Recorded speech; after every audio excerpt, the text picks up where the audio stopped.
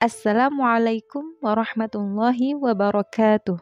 Muslimah Bangil yang dirahmati Allah. Sungguh mengiris hati, kembali terjadi tindakan asusila di wilayah Bangil, yang mana korbannya adalah anak-anak berusia 4 hingga 10 tahun. Entah apa yang ada di pikiran pelaku hingga seberani dan setega itu melakukan tindakan tak pantas kepada anak-anak. Kasus predator anak sejenis ini bukanlah yang pertama terjadi di wilayah Bangil.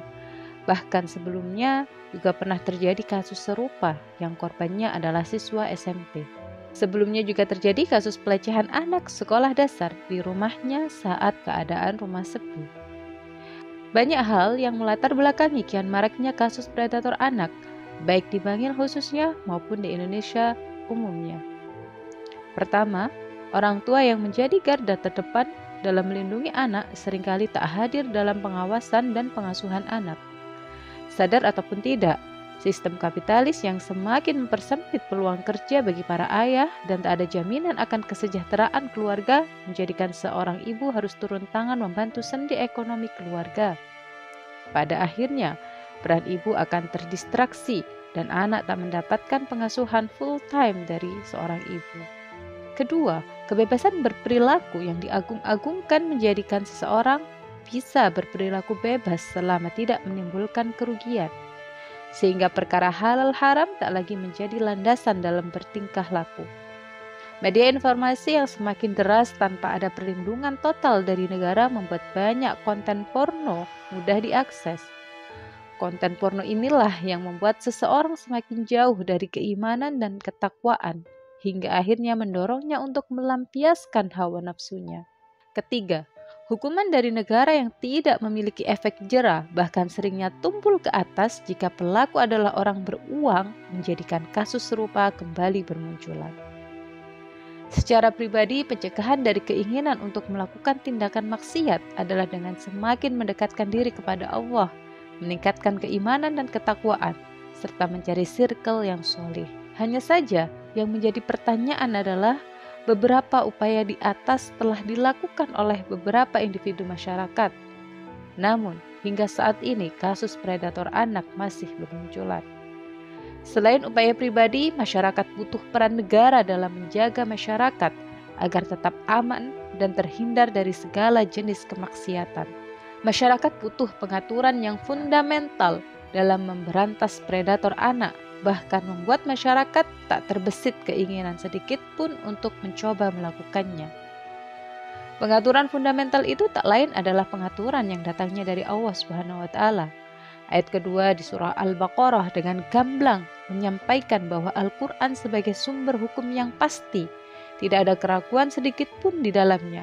A'udzu billahi minasyaitonir rajim. Dzalikal kitabu la raiba fihi hudal lil muttaqin. Artinya, kitab Al-Quran ini tidak ada keraguan padanya, petunjuk bagi mereka yang bertakwa. Islam memberikan aturan kepada orang tua agar bertanggung jawab terhadap anak-anaknya. Negara dalam pandangan Islam mewajibkan menyediakan lapangan pekerjaan dan menjamin bahwa setiap laki-laki yang sehat memiliki pekerjaan yang layak. Seorang ibu juga dipastikan mengemban amanahnya sebagai warabatul bait tanpa harus terdistraksi masalah pemenuhan kebutuhan pokok. Jika seorang ibu tidak lagi memiliki seorang suami, maka negara memiliki mekanisme untuk menanggung pembiayaannya dan anak-anaknya. Negara juga menjaga akidah masyarakat dan menerapkan penjagaannya atas umat secara totalitas melalui pengaturan Islam. Baik dari segi pendidikannya yang berbasis Islam, pergaulan yang terpisah antara laki-laki dan perempuan, akses media informasi yang jauh dari maksiat dan sehat, sehingga kemungkinan kecil terbesit di pemikiran umat untuk melakukan kemaksiatan. Hukuman pun bagi yang terbukti melakukan tindak kriminal dan asusila sangat tegas dan memberi efek jera. Bagi pelaku pelecehan akan diberi sanksi yang tegas dan menjerakan. Sedangkan pelecehan dengan pemerkosaan akan diberikan hukuman dua macam. Yang pertama dihukum takzir yang dijelaskan dalam Nizamul Uqubat seperti dera dan pengasingan. Kedua adalah diberikan hukuman zina setelah dilakukannya takzir berupa 100 kali cambuk bagi yang belum menikah, sebagaimana firman Allah Subhanahu wa taala, A'udzubillahi minasyaitonirrajim, az-zaniyatu waz-zani fajlidu kulla wahidin minhuma mi'ata jaldah. Pezina wanita dan pezina laki-laki, maka jilidlah masing-masing dari keduanya dengan 100 kali jilidan. Quran Surah An-Nur ayat 2. Apabila pelaku telah menikah, maka hukumannya adalah dirajam dengan batu sampai mati. Dalilnya adalah af'al atau perilaku Rasulullah SAW ketika merajam seorang wanita bernama Ghamidiyah, dan di waktu yang lain juga merajam pria bernama Ma'iz lantaran berzina. Wallahu a'lam bishawab. Wassalamualaikum warahmatullahi wabarakatuh.